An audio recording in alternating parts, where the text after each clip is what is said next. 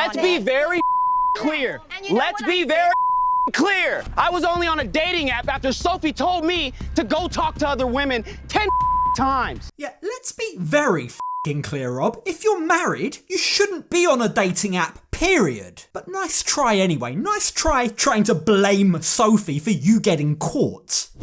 You know, you had a real one. Real one? Are you kidding me? Real one? What the f*** is this guy talking about? A real one who limits the amount of toilet paper she can use? A real one who constantly gaslights and cheats on her? Yeah, right. Real one my ass. Now, before we get into all the revelations and accusations, both from this episode but also from all the stuff that's been blowing up on social media, let me quickly remind you of where we left these two. So, Sophie had just revealed to Jasmine that not only had she found a dating profile belonging to Rob, but also that she caught him red-handed messaging other women last night. I'd seen Rob messaging some girls on his phone. I feel like he saw me looking because he looked over and completely just closed his phone off when I was looking, so he knows he's not supposed to be doing that. Look, here's the uncomfortable truth. No shit, of course he knows he's not meant to be doing it, but he doesn't care. He doesn't think you'll actually do anything about it, Sophie. I mean, look, he's been caught doing exactly the same thing many times in the past, and yet here you are giving him another chance. So why should this time be any different? Sure, you've caught him in a tent in the middle of a desert in the dead of night messaging other women, but will it finally be enough for you to end things? Well, as Sophie goes on to explain, it's not just messages. You see, her friend has sent her a screenshot of what she claims to be Rob's secret dating profile, and now she wants answers. She wants answers in front of everyone. And he's still messaging other women trying to have sex with them, and he's on dating apps, and he doesn't really give a to be here for me. I think he's treating this like a vacation. Rob demands that Sophie shows evidence, but don't worry, Rob, that's about to come. Sophie has her phone in her hand, ready to show receipts. But she's also come with a speech prepared. You see, it turns out she's actually suspected that this might be going on for quite a while now. It's given her time to think, time to prepare what she's gonna say. Now, she says that she's kept it to herself up until now to do Rob a favour, not to paint him as a bad guy, which is ironic, really, considering Rob definitely hasn't been returning the favour. He's been telling anyone that will listen that Sophie's the one that's tapped out of their marriage. You're telling everyone about me and how I moved out and not trying, and that you're sad, and oh, I love her, I'm trying with her. You're not trying at all. And you haven't tried for over a year, so... Yes, I am. This narrative that Rob's been harping on about, the narrative that he's been pushing that Sophie's not trying, loses its impact when it turns out he's the one that's never stopped cheating. But even if it turns out that it isn't true, let's say that he's innocent, I still wouldn't believe what he's saying about Sophie. We've literally seen it with our own eyes. Sophie has been trying during therapy. That just isn't the profile of someone who's tapped out of their marriage. So I don't know why he keeps on saying that. But then again, I don't know why Rob does a lot of things he does. Now, on that topic, when the time comes for Sophie to actually share the screenshots, guess what? Rob already has the perfect excuse lined up. I haven't even been able to get on that app in 2 years. The only reason I tried... You haven't been able to get on it in 2 years? Because you...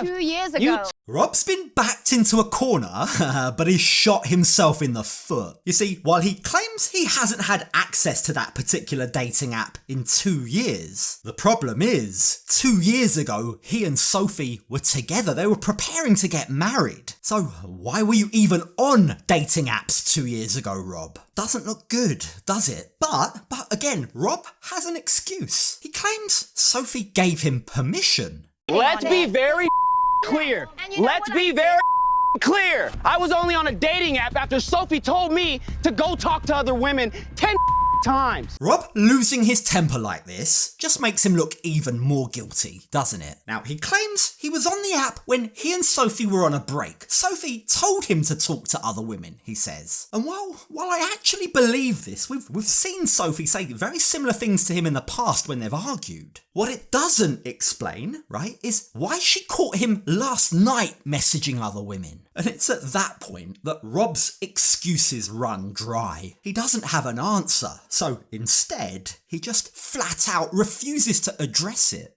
You want to use that? You want to put me in the corner? Make me the dog? Make me put me in a doghouse? And tell me to go talk to other women, because I ain't got nothing for you. Even Rob's buddies, all of the guys that he's grown close to during this resort, right, all look incredibly uncomfortable with Rob's reaction right now. He's got so angry, right, he's gone on the offensive and become so quick in attacking Sophie that it's crystal clear he's more concerned about how he's being portrayed and how he looks, as opposed to the hurt, the harm, the damage that he's inflicted on Sophie. But, unfortunately, when Sophie tries to defend herself, when she denies that she ever gave Rob permission to talk to other women, inadvertently, this opens the door and provides Rob an opportunity. It gives him the perfect opportunity to go on a side quest and derail the entire argument. I think I have text in my phone still. Oh man, I need another. No, it matters because I'm gonna call her out at least on one lie because she just said that she never said that. Look, you look worried because you know you said that to me. Florian and Gino both try to get Rob to stop, and you know things are bad when Gino's the one side-eyeing you like that because you're acting that pathetic. But the problem is Rob doesn't know when to stop, and again, it says everything you need to know that even his buddy Josh, and yes they are buddies, they're even in a music band together, it says everything you need to know that even Josh doesn't believe his story. Your name was on it. I haven't been able to get on the app since like 2019 because I had a picture of me sitting there with my hands over my nuts, and I think that the app kicked me thinking it was my nuts. Now that seems oddly specific enough that it might actually be true. Did you expose yourself? But Rob doesn't give up. He refuses to give up. He scrolls and scrolls on his phone, right? And he takes so long that eventually all the women get fed up waiting and wander off. And only then, when he's got no one to argue back against him, does he find evidence, quote unquote, that dates back to March 2023. Now, again, just to reiterate, this doesn't really come as a surprise, does it? We've heard Sophie say very similar to this when they've been arguing. But what is surprising is that somehow Rob seems to believe that this is going to absolve him of any guilt. It says you have permission to be single. When was that? I don't It know. was March Yeah, 4th. to when? Because we broke up for a few months, and that dating app was not from that time. Now, with everyone focusing on the screenshots about whether or not Rob was cheating or had permission, arguably the most important, the most damning point is being missed. No one's confronting Rob about what Sophie saw. The fact that she saw him with her own two eyes messaging other women last night in their tent. Like, why isn't she bringing that up? Why isn't Sophie saying anything about that? Well, she doesn't, and instead it's left to the therapist to take control and ask the rest of the group to disperse, allowing Rob and Sophie time to talk alone. I have evidence that she said, you're single, I won't hold it against you. And now somehow there was a timeline on that.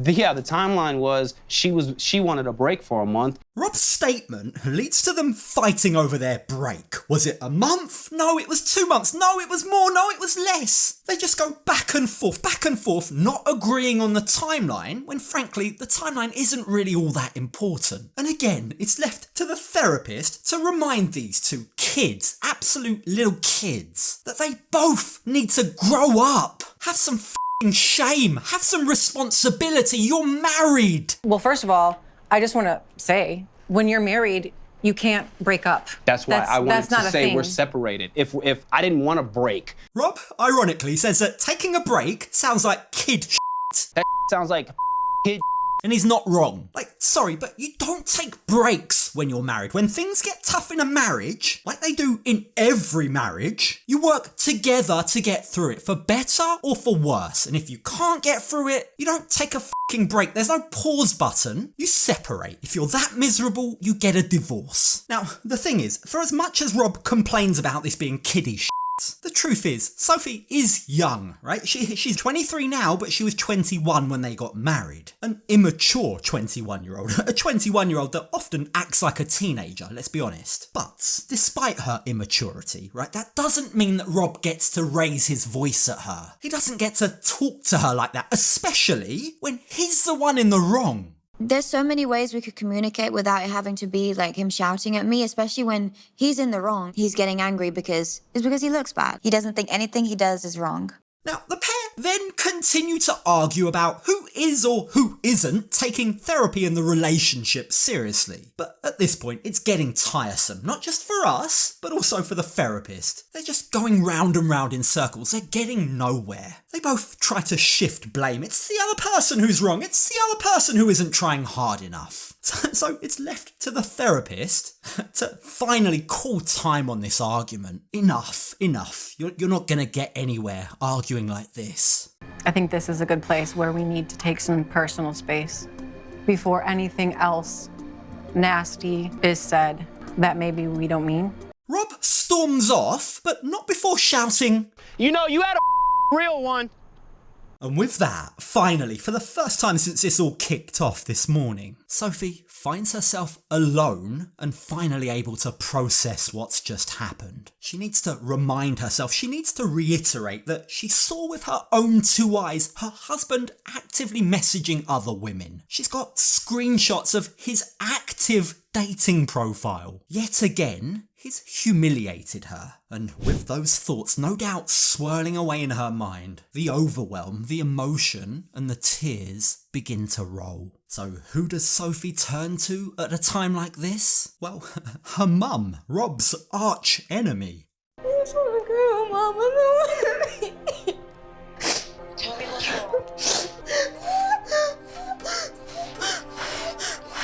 Sophie begins hyperventilating as she jumps on a call with her mum. Now, we know that Sophie suffers from anxiety. We've seen her breathing get out of control during arguments with Rob in the past. But with her mum's reassurance, right, Sophie does eventually begin to get it under control. And she begins to relay to her mum what's just happened, what she discovered, and how Rob acted when confronted. The minute that his image was blown, it's like I was like his enemy. Like he doesn't give a that he's hurt me. He doesn't. He just doesn't care, Mom. He doesn't care. That's the truth. That is why he's done it again. I mean, if he really did care, well, firstly, he wouldn't cheat in the first place. But secondly, if he's cheated and she's forgiven him, he wouldn't inflict that same pain on you again and again and again. He'd learn from his lessons. And the fact that he hasn't proves he doesn't care. Now, as this hopefully finally begins to sink in for Sophie, as she's sat on the floor of the bathroom crying her eyes out, an angry Rob is furiously storming off into the desert, and he seems fixated on the dating app screenshot. Got a screenshot of me on a dating app? From when? Because I haven't been on a dating app in a long time. What's even the point of this? Why is Rob so angry? Look, I understand if you're not being believed, if you're innocent and not being believed about something, it is frustrating. But shouldn't he also be confused? Shouldn't he also try to see his wife's perspective? Where's the compassion for what she's going through? If I was in Rob's shoes, right, I'd be by her side reassuring her over and over again 1,000 times that it just isn't true. The fact that he defaulted immediately to anger kind of makes you think he's got a guilty conscience. I think that's a very telling sign. The fact that he got so angry because she dared to be upset feels like the reaction of a man who's just been busted on TV in front of everyone. Now, as Rob goes off storming out into the desert, it's left to Jasmine to come and check in on Sophie. We all got Sophie's back. She hasn't had breakfast. She hasn't eaten anything. And it really concerns me. I'm gonna borrow her from you a little bit. Jasmine handles Sophie's mum perfectly. She reassures her. She tells her, I'm going to look after Sophie. I'm going to be with her. I'm not going to let her out of my sight. And with that, I think we actually get a very rare glimpse into Jasmine's maternal nurturing side. It's a side to Jasmine that often gets lost with all the drama and chaos that also surrounds her. And perhaps there might also be an element of Jasmine being able to relate to Sophie. They're both in marriages that seem destined to fail. So where does this leave Sophie's marriage? You know, we wanted to build trust. We wanted to actually give this a go. So for him to still just be talking to all these other girls and then get a dating app, it's like, it just feels like, how are we ever supposed to work on our marriage? Good question, Sophie. It's one you are going to need to address at some point. Now, unfortunately, as we know, Sophie isn't exactly the best at expressing her emotions. She likes to keep things bottled up. But when we join them later on that day for their therapy session, Rob seems more committed than ever, at least to the therapy session. You see, the therapist, perhaps wisely, guides them through a breathing exercise, an exercise known as a primal energetic release. And boy, does Rob release. 2, 1. Okay, so judging by all the stuff that's been going on social media since this episode aired, I'm gonna go out on a limb and say screaming in the desert didn't solve anything. So what are these social media posts? Well, there's a lot, and in fact some very, very serious accusations. Like, take for example what Sophie posted on Instagram about domestic abuse. Sophie posted a photo of a cut above her eye, a cut that needed stitches, with the caption, "Here is the real reason I first left, when he pushed me into a table because I was trying to break up with him, because I was scared of him. I still have the scar," she says, and she goes on to elaborate, "He would throw things at me when he didn't get his way like a man-child. Also, if we want to be real, I'm so done protecting him." And then she goes on to say this, "That man is in the closet. He gave head to a man while we were together. I truly hope he comes out of the closet and finds happiness. But having sex with any gender while married is definitely cheating." Now, let's just park that gay accusation for a second. We'll come back to that in a second. But let's start with the domestic abuse. That is a very, very serious accusation that adds context to the whole living with Kay thing that left us all a little bit confused. If that was why she fled to Kay's house, and I think that's what she's referring to when she says left for the first time, then she absolutely did the right thing leaving an abuser. It kind of makes sense why she was so hesitant to go back to him. She never should have gone back to him. Sorry, but my stance on this is very clear. I've got zero time for any man or woman, but anyone who ever physically hurts their partner. They're a piece of shit. And let's not forget, we do actually have footage, secret footage that was taken of Rob threatening to beat Sophie up. I can take it or I can fucking break it. Keep playing with me.